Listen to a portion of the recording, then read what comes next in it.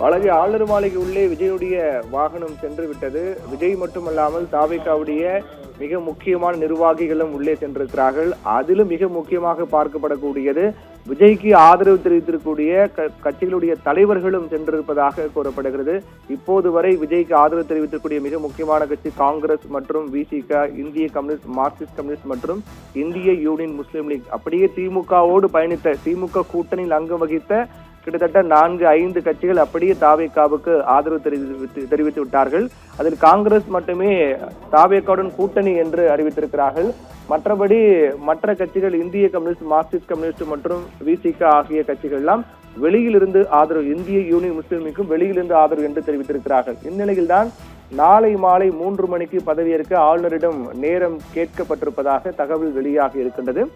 120 எம்எல்ஏக்கள் ஆதரவு கடிதம் மற்றும் கூட்டணி, அதாவது ஆதரவு தெரிவிக்கக்கூடிய கட்சிகளின் தலைவருடன் ஆளுநர் மாளிகை உள்ளே சென்றக்கூடிய விஜய் நாளை மாலை 3 மணிக்கு பதவியேற்பு நிகழ்வு நடத்துவதற்காக நேரம் கேட்டிருப்பதாக தகவல் வெளியாகி இருக்கின்றது. நாளை மாலை 3 மணிக்கு விஜய் முதலமைச்சராக பதவியேற்கிறாரா என்ற ஒரு கேள்வியும் எழுந்திருக்கின்றது.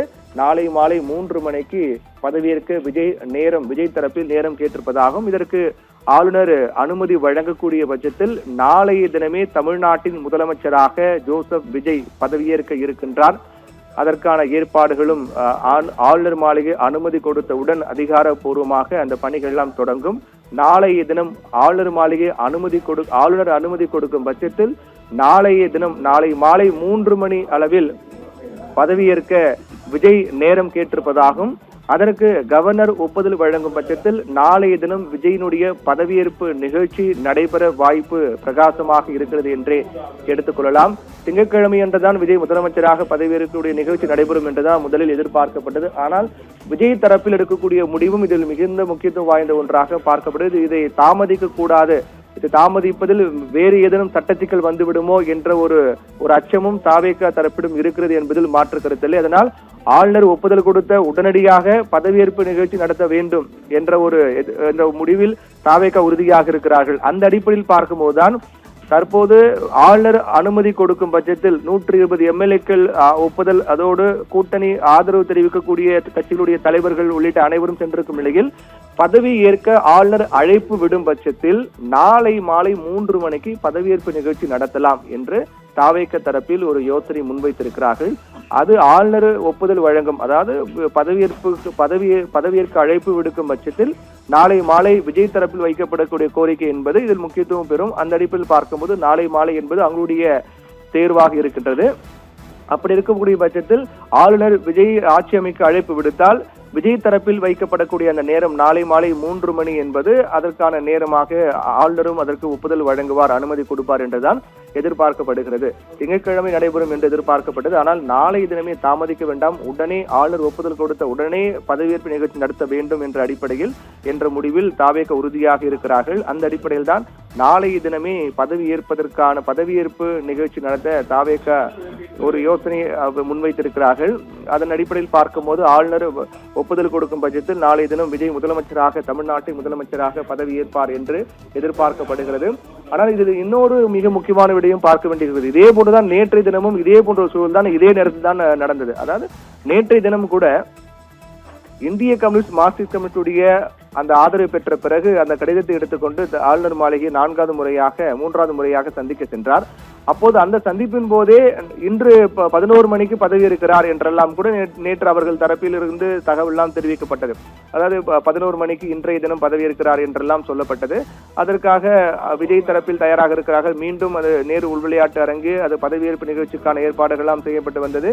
இப்படியாக நேற்றைய தினமே தெரிவிக்கப்பட்டது. நேற்றைய தினம் நாம் பல வெளியான செய்தியின் அடிப்படையில் பார்த்தால் இன்று காலையே அவர் தமிழ்நாட்டு முதலமைச்சராக பதவியேற்றிருக்க வேண்டும், அப்படிதான் செய்திகள் எல்லாம் பரவலாக வெளியானது. ஆனால் அதில் திடீரென்று ஏற்பட்ட ஆளுநர் ஒப்புதல் வழங்க மறுத்த காரணத்தால் அதில் சிக்கல் ஏற்பட்டது. அதே போன்றுதான் இன்றும் பரவலாக விஜய் தரப்பில் வைக்கப்படக்கூடிய அந்த கோரிக்கை எதிர்பார்ப்பு என்பது ஆளுநர் ஒப்புதல் வழங்கும் பட்சத்தில் நாளைய தினமே பதவியேற்பு நிகழ்ச்சி நடத்தலாம் என்ற முடிவில் தான் தாவேக இருக்கிறார்கள். நேற்றைய தினம் போல இன்றைய தினமும் விஜய் தரப்புக்கு ஏமாற்றமாக அமையுமா அல்லது அவர்களுக்கு ஏதுவாக அவர்களுக்கு சாதகமான ஒரு முடிவாக அமையுமா என்பதும் அதிகாரப்பூர்வ தகவல் வரும் வரை நாம் பொறுத்திருந்தான் பார்க்க வேண்டும். அந்த அடிப்படையில் பார்க்கும்போது இதிலிருந்து புரிந்து கொள்ள வேண்டியது என்னவென்றால், ஆளுநர் ஒப்புதல் அனுமதி வழங்கிய உடனே அடுத்த நாளே பதவியேற்க வேண்டும் என்பதில் விஜய் உறுதியாக இருக்கிறார் என்றுதான் இதிலிருந்து புரிந்து கொள்ள வேண்டியதாக இருக்கிறது. அப்படிதான் அந்த அடிப்படையில் தான் நேற்று ஆளுநர் ஒப்புதல் வழங்கியிருந்தார். இன்று ஒப்புதல் வழங்கியிருந்தால் இன்று 11 மணி அளவில் பதவியேற்பு நிகழ்ச்சி நடந்திருக்கும். அதனால் அது நடக்காத காரணத்தால் இன்று ஆளுநர் மாளிகையை நோக்கி புறப்பட்டு விஜய் ஆளுநரை சந்தித்து வருகிறார். இப்போது அவர் ஒப்புதல் வழங்கினார். ஆளுநர் ஆட்சி அமைக்க அழைப்பு விடுத்தார். விஜய் ஆட்சி அமைக்க ஆளுநர் அழைப்பு விடுத்தால் நாளைய தினமே பதவியேற்புக்கும் விஜய் தரப்பு தயாராக இருக்கிறார்கள். நாளை மாலை 3 மணிக்கு முதலமைச்சராக, தமிழ்நாட்டின் முதலமைச்சராக விஜய் பதவியேற்க இருக்கின்றார். அதற்கான அனுமதி ஆளுநர் வழங்குவார் என்றுதான் எதிர்பார்க்கப்படுகிறது. இந்த சூழ்நிலையில் தான் விஜய் நாளை முதலமைச்சராக பதவியேற்க போகிறாரா அல்லது திங்கட்கிழமை முதலமைச்சராக பதவியேற்க போகிறாரா என்ற கேள்வி தொடர்ந்து இருக்கின்றது. ஆட்சி அமைக்க அழைப்பு விடுக்கும் பட்சத்தில் அவர் நாளை அவருடைய தேர்வு என்பது நாளையாக இருக்குமா அல்லது திங்கட்கிழமையாக இருக்குமா என்பதும் அதிகாரப்பூர்வ தகவல், அதிகாரப்பூர்வ செய்தி வரும் வரை பொறுத்திருந்தான் பார்க்க வேண்டும். இந்நிலையில் 2 ஆப்ஷன்கள் அவர்கள் வைத்திருக்கிறார்கள். ஒன்று நாளை அல்லது திங்கட்கிழமை என்று. அதில் முதலில் நாளை 3 மணிக்கு அல்லது திங்கட்கிழமை வைத்துக் கொள்ளலாம் என்ற 2 ஆப்ஷன் அவர்கள் வைத்திருக்கிறார்கள். அதில் எது முடிவாக போகின்றது, இறுதி முடிவாக நாளையா அல்லது நாளை மறுநாளா என்பதையும் பொறுத்திருந்து பார்க்க வேண்டும். ஆனால் பதவியேற்பு நிகழ்வு நடைபெறுவதற்கு மிக முக்கியமான தேவை என்பது ஆளுநருடைய ஒப்புதல். அதாவது ஆட்சி அமைக்க அழைப்பு விடுக்க வேண்டும். அவர் அழைப்பு விடுத்தால் மட்டும்தான் அடுத்த கட்டமாக எப்போது பதவியேற்பு என்பதில் தாவேக தரப்பில் முன்வைப்பார்கள், நாளையா நாளை மறுநாளா என்று. இந்நிலையில் நாளையே பதவியேற்க தான் விஜயனுடைய விருப்பமாக இருக்கின்றது. அது நாளை நடைபெறுமா அல்லது நாளை மறுநாள் திங்கட்கிழமை நடைபெறுமா என்பதும் சந்தேகமாக இருக்கின்றது. அது அதிகாரப்பூர்வ அறிவிப்பு வருவரை நாம் பொறுத்திருந்தான் பார்க்க வேண்டும். இந்நிலையில் தான் விஜயுடைய வாகனம் ஆளுநர் மாளிகை உள்ளே சென்றிருக்கும் நிலையில் ஆளுநருடனான அந்த பேச்சு என்பது தொடங்கி இருப்பதாக கூறப்படுகிறது. தமிழக பொறுப்பு கவர்னர் அர்லேக்கருடன் விஜய் சந்தித்து வருகிறார். அந்த சந்திப்பு தொடங்கி இருக்கிறது.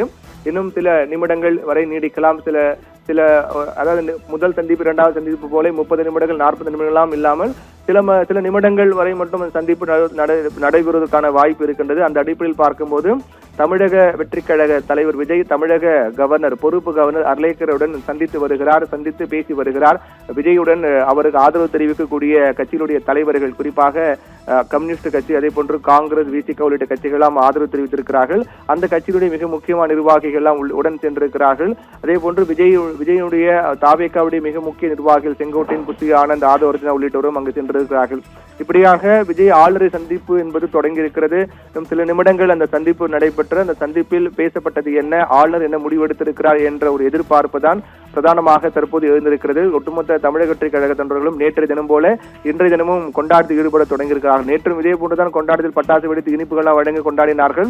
அதற்கு பிறகு நிலைமை தலைகீழாக மாறிய பிறகு மிகுந்த சோகத்துடன் சோர்வுடன் காணப்பட்டார்கள். நேற்று கலகலப்பாக இருந்த விஜயனுடைய பனையூர் அலுவலகம் இன்று காலை வெறிச்சோடி காணப்பட்டது. அதைத் தொடர்ந்து மீண்டும் நேற்றைய தினத்தை போல கொண்டாட்டத்தில் ஈடுபட தொடங்கியிருக்கிறார்கள். பட்டாசு வெடித்து இனிப்புகள் எல்லாம் வழங்கி ஆட்டம் பாட்டம் என கொண்டாட தொடங்கியிருக்கிறார்கள். இந்த சந்திப்பின் மூலமாக நிச்சயமாக ஒரு மகிழ்ச்சியான செய்திதான் வரும் என்பதில் தமிழக வெற்றிக் கழக தொண்டர்கள் உறுதியாக இருக்கிறார்கள். அதன் காரணமாக தான் தமிழக வெற்றிக் கழக தொண்டர்கள் கொண்டாட்டத்தில் ஈடுபட்டு வருகிறார்கள். ஆளுநருடனான சந்திப்பு தொடங்கிவிட்டது. ஆளுநரை சந்தித்து விஜய் பேசி வருகிறார். தமிழக வெற்றிக் கழக நிர்வாகிகள் எல்லாம் உடன் சென்று பேசி வருகிறார்கள். இந்த சந்திப்பு நிறைவு பெற்ற உடன் விஜய் வெளியே வரும்போது அதிகாரப்பூர்வ தகவல் பேசியது என்ன, ஆளுநர் என்ன முடிவெடுத்திருக்கிறார், எப்போது பதவியேற்கிறார் என்ற அதிகாரப்பூர்வ அறிவிப்பு வெளியாகும். நாளை தினம் பதவியேற்பா, நாளை மாலை 3 மணிக்கா அல்லது திங்கட்கிழமை பதவியேற்பா என்பதும் அதிகாரப்பூர்வமாக நமக்கு தெரிய வரும்.